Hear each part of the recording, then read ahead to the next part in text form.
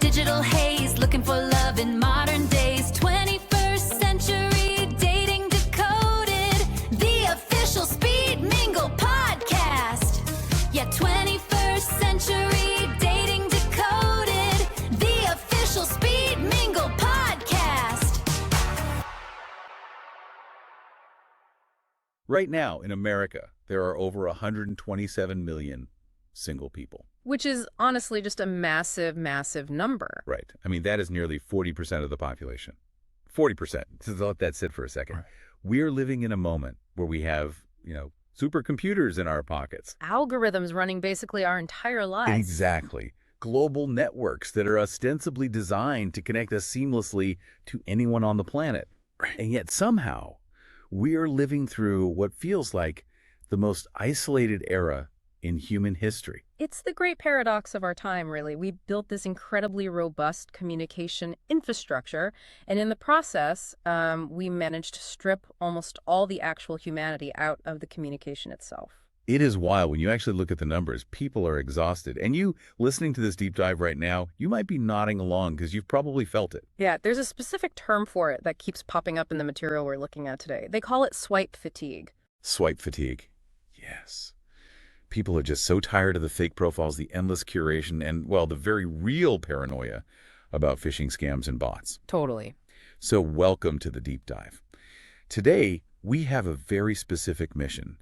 We are unpacking a massive fundamental shift in how adults are actually trying to meet, interact, and build communities in the 21st century. And this shift, it's happening entirely out of necessity.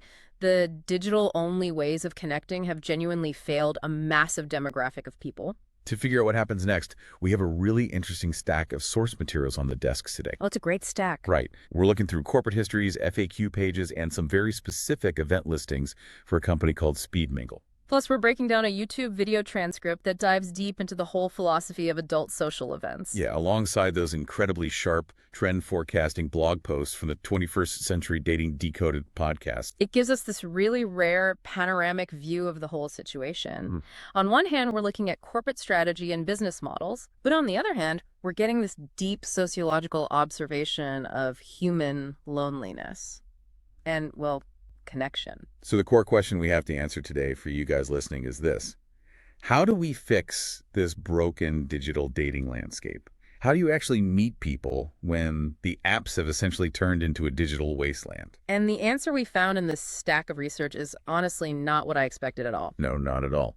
It is this bizarre yet somehow perfectly logical hybrid model. It really is. It suggests the solution is blending a heavy dose of early 2000s analog nostalgia. Like actually getting people back into physical rooms. Exactly. Blending that physical presence with highly advanced, privacy-first matchmaking technology that just operates invisibly in the background. But wait, before we get into the tech, we really have to talk about the history here. Because to understand this modern solution, we have to look backward at why the old analog ways failed so spectacularly. Oh, they definitely failed. When I was looking through the history of the industry, there was a statistic that literally made my jaw drop. Apparently, approximately 90% of the speed dating companies that launched during that massive boom in the early 2000s. They ultimately failed. 90%. They didn't just fail, though. They completely vanished. 9 out of 10 companies just collapsed. Okay, hold on. If the failure rate was that catastrophic, why on earth would any modern entrepreneur look at that business model today and say, oh yeah, let's try that again? Right. It seems crazy. I mean, we all remember the movies and TV shows from the early 2000s featuring speed dating. It was everywhere.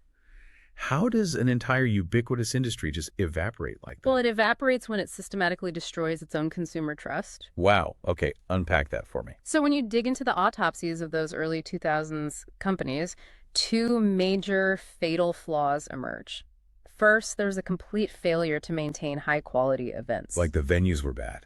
Yeah, the curation was practically non-existent. You would show up to like a dimly lit bar on a Tuesday, and there was just no structural integrity to the evening. It was awkward. Okay, that makes sense. What was the second flaw? The second flaw is the one that really killed the industry. It was the massive, unauthorized sharing of personal contact information. Wait, how did that actually work? Let's say I go to one of these events in, 2003. I sit across from someone for 5 minutes. Right. And within the first 30 seconds, I realize This person is an absolute nightmare, and I want nothing to do with them. Yeah. What happens next? Well, in the old model, the company would often just hand over your email address or your personal cell phone number to that person anyway. You have got to be kidding me. Without my permission. Yep. Often it was buried in some convoluted fine print, or it just happened due to terrible administrative practices with those physical paper scorecards they used to use. That is insane. It was. Participants were constantly getting emails, phone calls, or, text messages from individuals they had explicitly marked as a no. I can't even imagine the anxiety that would cause. It was a massive privacy violation, especially for women who bore the brunt of this unwanted contact. The industry essentially turned its events into hunting grounds with zero protection for the attendees. And obviously, without foundational trust, a social networking company cannot survive a single fiscal year, let alone a decade. Exactly. Which perfectly sets the stage for the crisis we are in right now. Because consumers didn't just lose trust in those catchy old speed dating companies. Over the last decade, we have totally lost trust in the digital curation of modern apps, too. The dynamic has just shifted, right? From analog privacy breaches to digital superficiality. Which brings us to this incredible concept coined by Brad Peters. He's the guy who hosts that 21st Century Dating Decoded podcast we mentioned. He calls this current cultural shift true casting. True casting, yes, this is such a vital concept. It's essentially a widespread cultural rebellion. A rebellion against the apps. Exactly. Think about the last 10 to 15 years of social media and dating apps. We have all been meticulously trained to curate our digital profiles to this impossible standard of perfection. Oh, totally. We obsess over the right camera angles. We only post the photos from our best vacations. We workshop our bios in group chats to sound effortlessly witty. It is exhausting. For years, modern dating apps have felt like sterile catalog shopping. You were just flipping through these highly edited, glossy movie trailers of people's lives. That's a great way to put it, movie trailers. And everyone knows movie trailers put all the best jokes, the explosions, the coolest moments into those 2 minutes. But then you sit down to watch the actual movie, and it is terrible. Right, the movie is a total letdown. So true casting, as Peters describes it, is like a collective demand from society to finally see the blooper reel. You want to see the real, unpolished, authentic human being, not the PR campaign they've built for themselves. I love that analogy because I think the blooper reel is where the actual personality lives. It's where you see how someone handles like a spilled drink or an awkward silence or a really bad joke. You cannot digitize that kind of spontaneous reaction. You really can't. And this demand for true casting didn't just appear out of nowhere either. Yeah. There was a very specific catalyst that proved how desperate people are for authenticity. So right.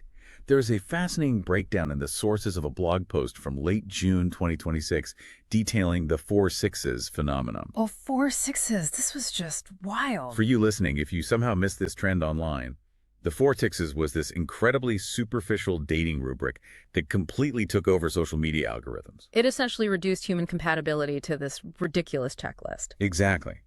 To be considered dateable, a partner had to make a 6-figure salary, be at least 6 feet tall, have a six-pack, and wait, what's the last one? I think it was a 6-month vehicle or something equally absurd, like a car less than 6 months old. Right, a 6-month-old car.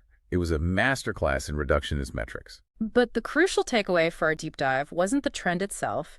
It was the massive, visceral backlash it generated. People hated it. They did, because when you reduce a complex human being to a spreadsheet of superficial stats, you strip away the very essence of what makes connection possible. The backlash proved that consumers have hit a wall. They are entirely exhausted by these metrics. They're desperately craving deeper, multi-dimensional compatibility that goes way beyond a checklist of physical and financial attributes. Okay, so we had this massive audience, 127 million singles.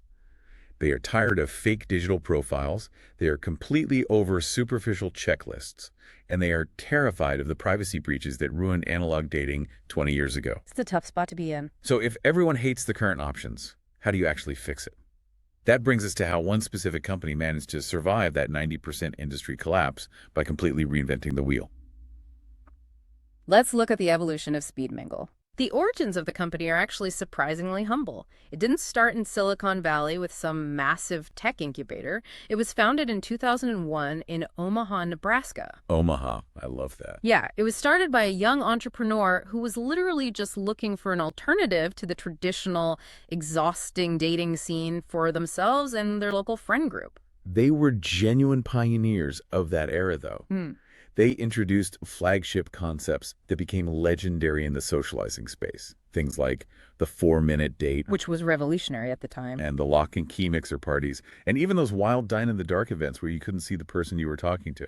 It showed a continuous drive to experiment with how humans interact in physical spaces. But the timeline takes a major turn when Brad Peters enters the picture. The podcast guy. Yes. According to the corporate history, Peters actually attended a Speed Mingle event as a customer in Birmingham, Alabama in 2004. Oh, he was a customer first. He was. And he saw the structural potential of getting people in a room. So by 2006, he bought the entire concept and relocated the corporate headquarters to Birmingham. And he didn't just sit on it. He expanded it aggressively across the Southeast. He realized early on that connection wasn't just about straight people looking for marriage. Right. He added LGBTQ plus events, business networking nights, and even friendship and couples events. He was trying to build a broader community infrastructure. But then 2009 happens. The global economic downturn, it absolutely devastated the hospitality and events industry. Because people stopped going out. Exactly. Venues closed and discretionary spending just plummeted. It forced the company into a massive 14-year hiatus. Now, 14 years is a lifetime in business. It is. They effectively went dormant, just waiting out the storm and the subsequent rise of the swipe app era. But they didn't die. Because in late 2024, Peters relaunches Speed Mingle.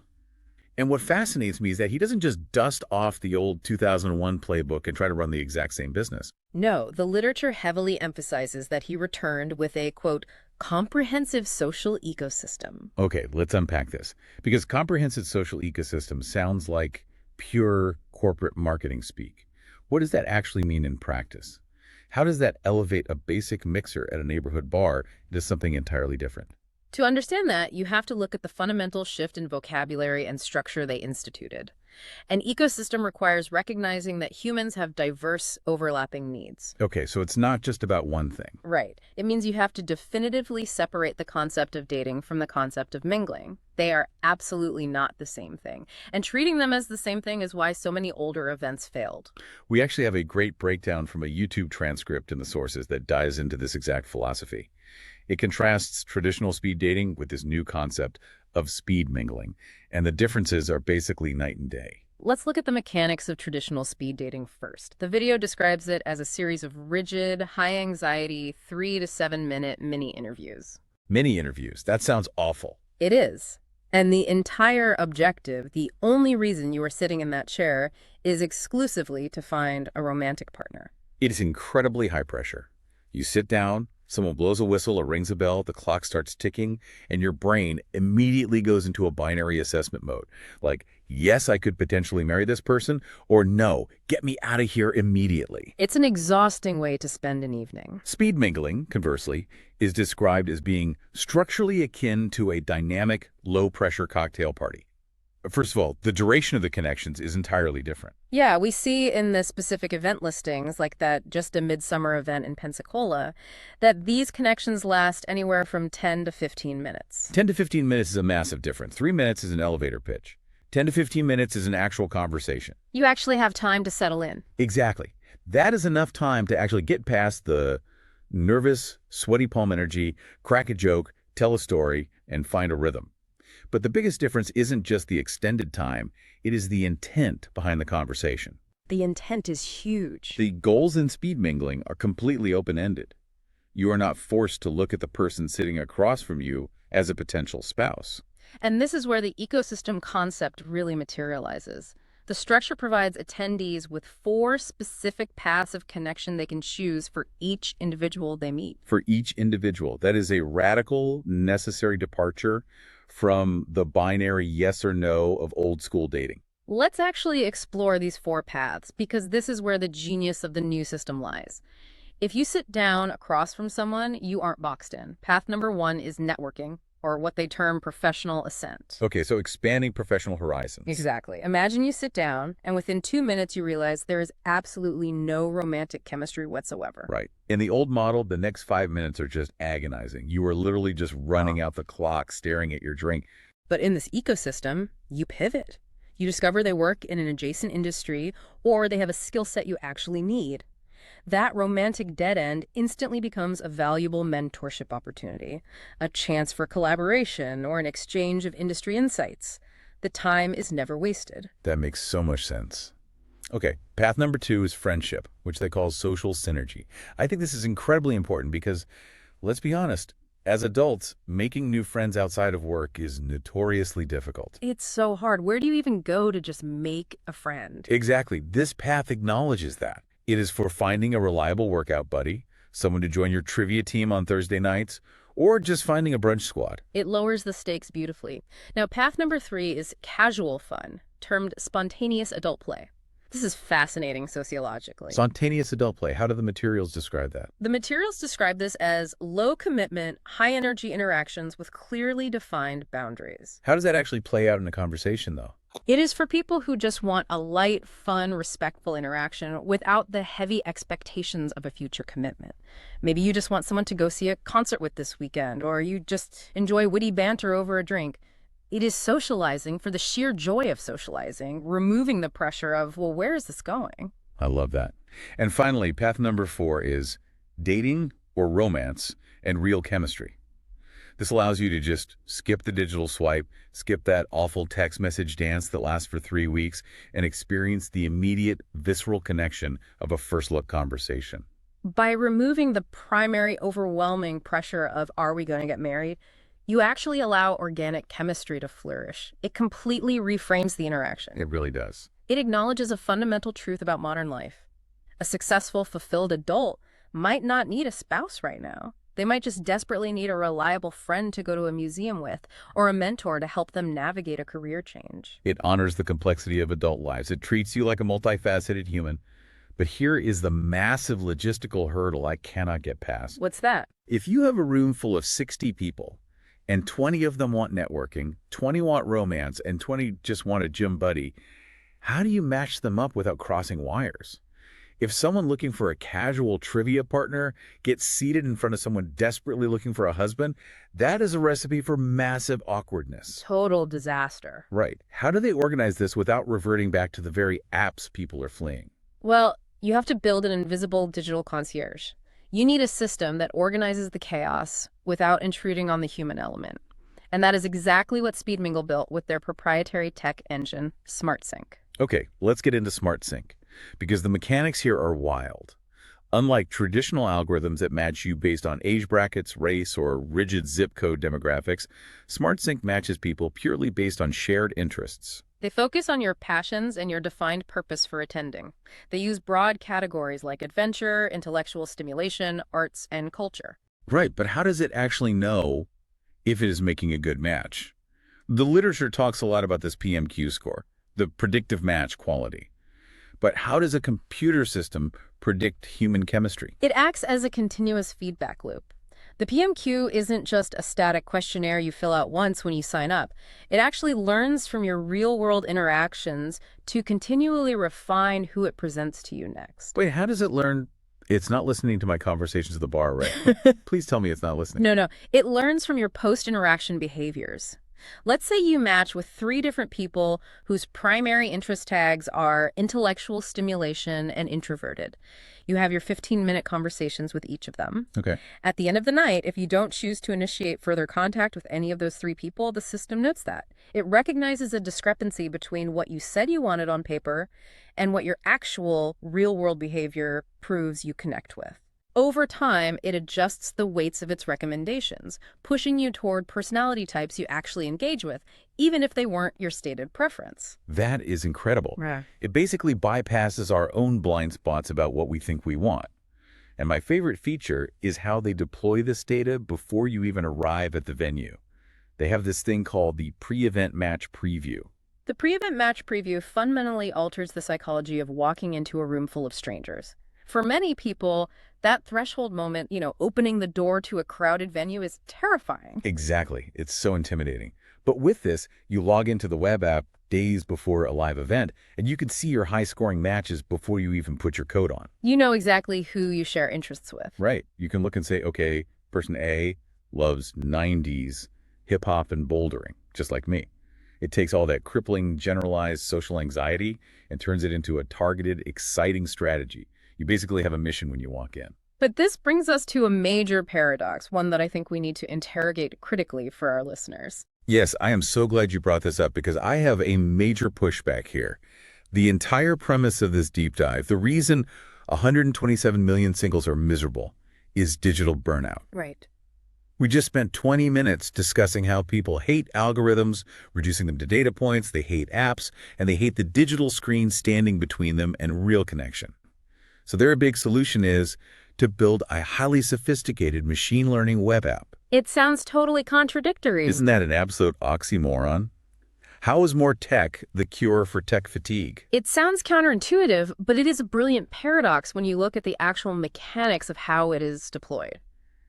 The fundamental flaw of dating apps like Tinder or Bumble is that the app is the experience. The swiping is the game. Exactly. The swiping, the messaging, the endless profile scrolling. The technology demands your constant attention and tries to simulate the date itself. The brilliance of SmartSync is that it uses technology strictly for logistics and privacy, and then it deliberately gets out of the way for the actual human interaction. So it's more like a highly competent assistant who schedules the meeting, locks the door behind you, and then leaves the room. Exactly. It doesn't try to simulate the date, it just facilitates the meeting. And more importantly, it solves that massive 90% failure rate of the early 2000s companies. The privacy issue.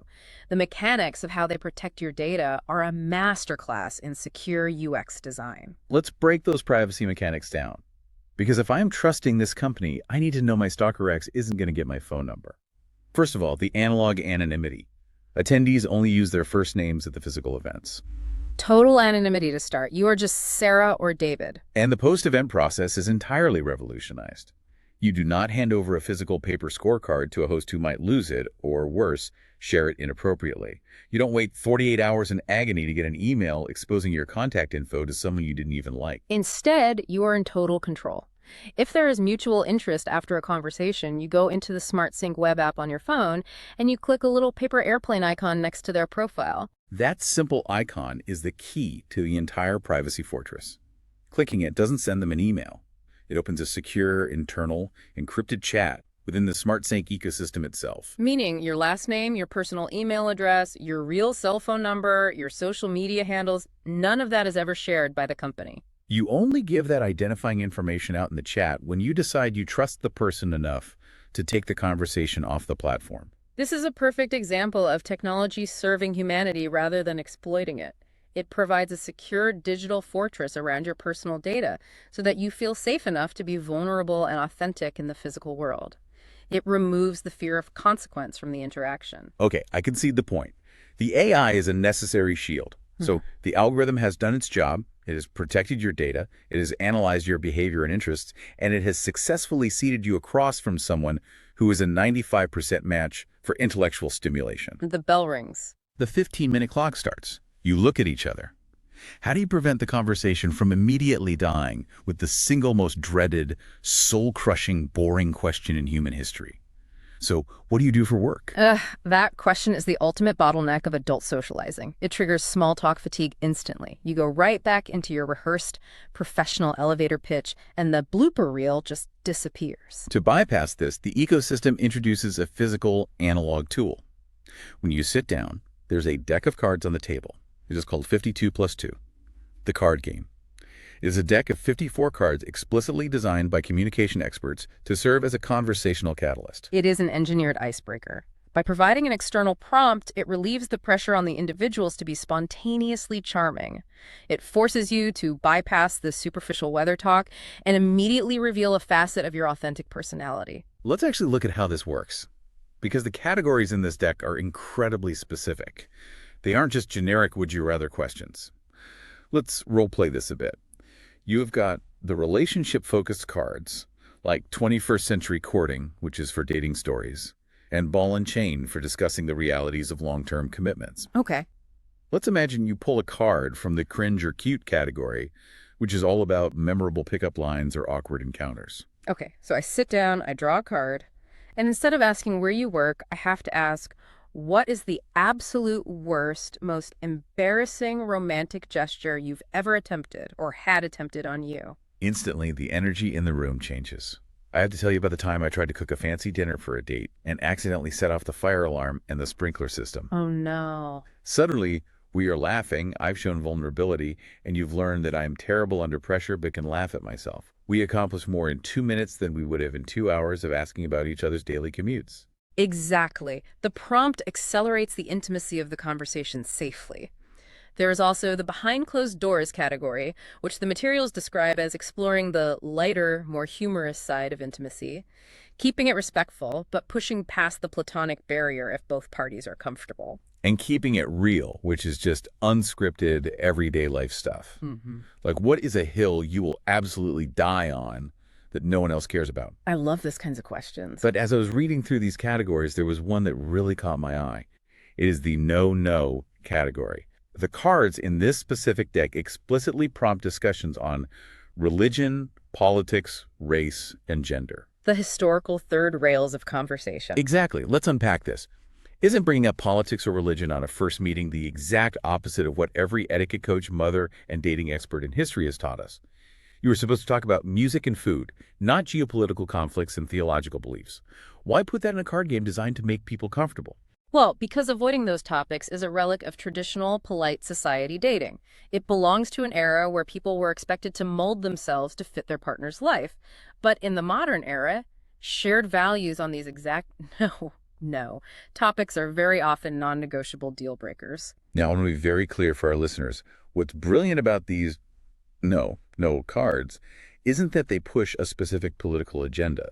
The game absolutely does not care what your politics are, whether you lean left, right, or center. It has zero agenda. Right. And to be clear, we as hosts aren't endorsing any specific viewpoints here either. We are just neutrally reporting on how the tool functions based on the sources. Exactly. We are just conveying the ideas in the material. It simply acts as a neutral filter so two people can figure out if their worldviews align. It just provides a structured space to explore these usually taboo subjects. Precisely. The cards are engineered to foster respectful understanding and reveal core values, rather than spark a hostile, unmoderated debate. By bringing these topics to the forefront in a gamified, structured way, you immediately filter out massive incompatibilities. It's so efficient. Think about the efficiency of this. If someone's fundamental worldview on religion or social politics is an absolute deal breaker for you, isn't it significantly better to know that in minute 4 of a 15-minute conversation, rather than discovering it 4 months into a relationship when you are already emotionally invested? Absolutely. It saves everyone so much time, energy, and eventual heartache. It is proactive incompatibility filtering. Okay, so we have the underlying philosophy of mingling versus dating. We have the SmartSync algorithm protecting privacy and finding interests. And we have the analog 52+2 card game, destroying small talk. You've covered a lot of ground. Let's make all these abstract concepts concrete for the listener. Let's look at exactly what a real-life event looks and feels like using a specific case study from the sources. The materials provide a highly detailed listing for an event that took place in July 2026. It is called the JustA Mid-Summer Speed Mingle. Let's set the scene. It is a Speed Mingle happenings event located at a venue called Bar Justa in downtown Pensacola, Florida. And the venue choice is not an accident. The sources give us a great feel for this place. The owner, Ian Capel, had a very specific vision for the space. He didn't want a pretentious, high-end wine bar where everyone feels the need to whisper. He wanted an unpretentious, lived-in neighborhood anchor. The physical environment is crucial for dictating the psychological comfort of these events. If the venue is too stiff, the attendees will be stiff. Right. The sources describe Bar Justa as being filled with character. Vintage PBR signs, a massive 1930s Coca-Cola billboard, and a hodgepodge collection of license plates on the walls. It even features a courtyard with a house food truck called So Yummy out back. It sounds incredibly relaxed. Picture it. You're listening to this, you're drinking a local craft beer or a glass of boutique wine, you're eating some incredible food truck tacos in a courtyard, and you are mingling. It completely strips away the intimidation factor of a high-end restaurant date, where you are worried about which fork to use and how to split a massive bill. Logistically, the economics of the event are designed to be accessible but require enough commitment to ensure people actually show up. Tickets range from $19.99 for early birds up to $39.99 on the day of the event. It is cheaper than a standard night out, but it filters out the flaky behavior you see on free dating apps. And the rules for the evening are fascinating. They have a strict start time to ensure the mathematical rotations of the matchmaking work properly. But life happens. Traffic, babysitters running late, so if you are running behind, they have a system to seamlessly add you into the mix without disrupting the flow for everyone else. But I have to say, my absolute favorite detail from the event FAQ is the official dress code. It is a brilliant, highly effective piece of practical advice. They call it smart casual, which usually means nothing to anyone. Yeah. But their official rule of thumb is the grandmother rule. It literally states, dress as if you were with your grandmother in public. If she would not approve of what you were wearing, change. I love that rule. I actually laughed out loud reading that. It is the perfect, universally understood metric for respectful, attractive, but modest attire. It sets an immediate baseline of respect for the event and the other attendees. It creates a safe container. But alongside the light-hearted grandmother rule, there are also stricter policies that reinforce the company's core philosophy. For instance, they highlight a very strict no-refund policy. Right. The FAQ makes it abundantly clear. If you go to the event and you don't find a romantic match, or if you look around the room and feel like no one is in your specific preferred age group, you do not get your money back. And this isn't just a cynical cash grab to protect their revenue. It ties directly back to their core matching philosophy. Speed Mingle explicitly maintains what they call an open age policy. An open age policy. Let's dig into that. They firmly, structurally believe that great human chemistry transcends the arbitrary numbers on a birth certificate. They are asking you to trust the shared interest algorithm, the SmartSync PMQ score, over rigid societal demographic sorting. That is a massive leap of faith to ask of the consumer, especially in a culture obsessed with age brackets. If you are 28, you expect to meet 28-year-olds. But this completely aligns with their mission to ditch superficial metrics. If you and a 45-year-old both share a deep passion for 19th century literature and obscure indie films, the algorithm says you should meet, regardless of the age gap. It's challenging our basic assumptions about connection. Now, this Pensacola event is what they classify as a happenings event, a hosted, structured mixer and a dedicated venue. But that is just one format. If we zoom out, the sources detail a much broader ecosystem designed to address entirely different comfort levels, schedules, and lifestyles. We see 3 other distinct formats outlined in the materials, proving that a one-size-fits-all approach to socializing is totally dead. First, there is Speed Mingle Social. These are unhosted, entirely unstructured meetups. How does that work without a host? The company just reserves a large table at a local brewery on a Tuesday night. You show up, look for the reserved table sign, and organically interact with whoever is there. It is basically giving adults permission to talk to strangers at a bar again, without feeling creepy. Then there is Speed Mingle Anywhere, which takes this entire rotation experience and the card game and brings it to a global face-to-face video platform. So if you live in a rural area, you still have access to the ecosystem. And for the time-poor executive, the person who works 70 hours a week and cannot spend 3 hours at a bar in Pensacola, there's Speed Mingle 1-to-1. This is a highly curated, personalized matchmaking service where they arrange individual coffee or cocktail meetings based on intense profiling. But why create so many different formats? Why not just stick to the bar mixers? Because modern dating and socializing is incredibly, hopelessly complex, and the specific anxieties people face are highly varied. To understand why these formats are necessary, the sources include several blog posts from late June and early